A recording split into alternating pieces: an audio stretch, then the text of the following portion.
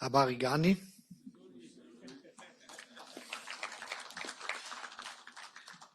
I'm very happy to be here in Kenya, and as you already said, it's not my first trip to Kenya. I was here as a tourist, and now it's the first official visit to Kenya, and I'm very pleased to be here. But I have to admit that when I was here as a tourist, I never visited lions fishing, and I never visited elephants bathing in the sea. But I'm really willing to have this chance in my life, and this would be a very good experience. And the one time I had the chance to look at the animals and the landscape, it was something that impressed me very much, because it gave me the idea of peace in a way. And I felt that if this would be Christmas time, though it was in summer, but it was something that will live with me for a long time. And so I will be back also for official visits, but also as a tourist again. But I think we are really cooperating as friends, which is very important for all of us. And it is something that is not just because we have this long-standing relationship, and it is not just because we were the first to be your diplomatic partner after becoming independent.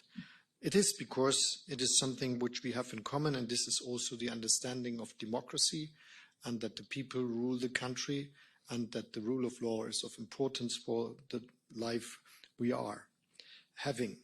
And looking around, we really see that it is something we experience, that those countries that have a democratic tradition are much more peaceful as those who have a lot of difficulties to do and always have to look outside for solving problems they have in interior politics. As I said before, I'm really appreciating what Kenya is doing and helping solving conflicts all around.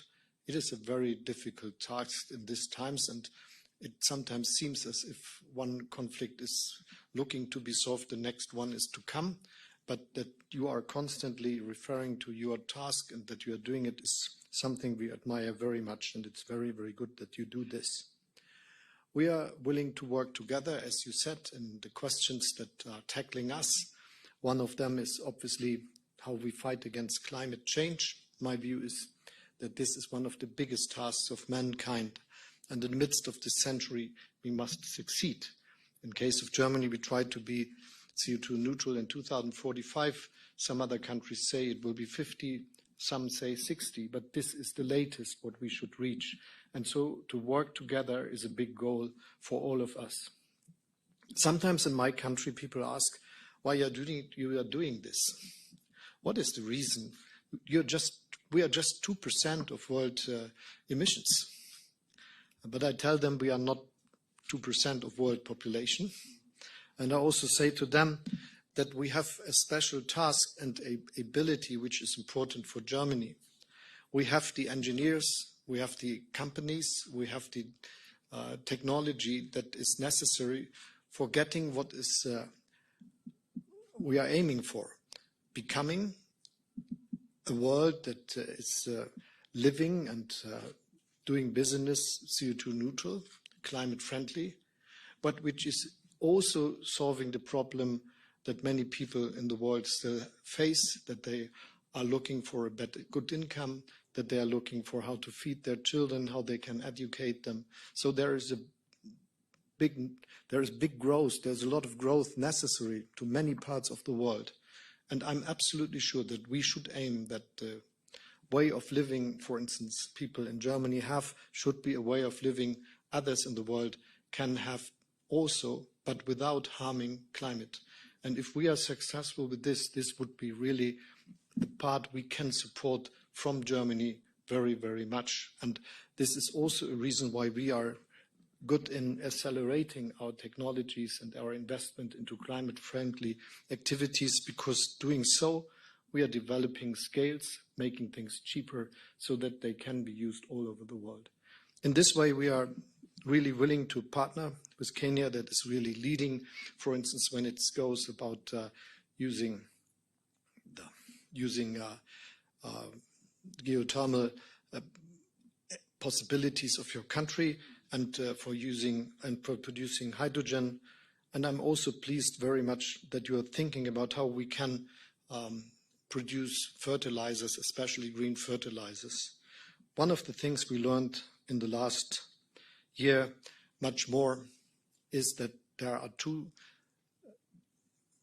not enough countries producing fertilizers, and that many countries, whole continents, depend on the delivery from some very few countries.